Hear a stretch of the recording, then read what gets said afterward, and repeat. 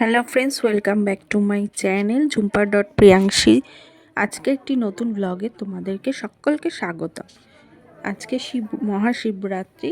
এই শিবরাত্রি দিনে আমরা এসেছি শিবের মাথায় জল ঢালতে। আমাদের কাছেই বদ্রীনাথ বলে একটা জায়গা আছে।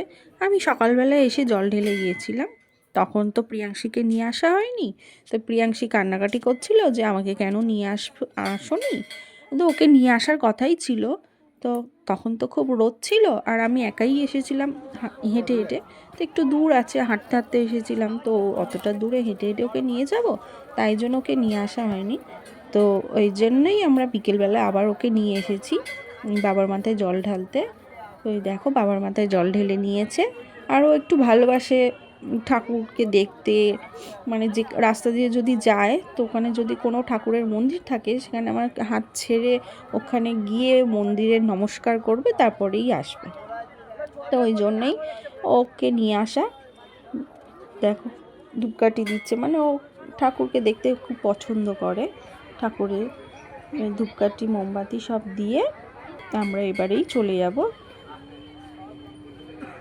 ভিডিওটা ভালো লাগলে অবশ্যই লাইক কমেন্ট শেয়ার করো আর সাবস্ক্রাইব করতে একদম ভুলো না।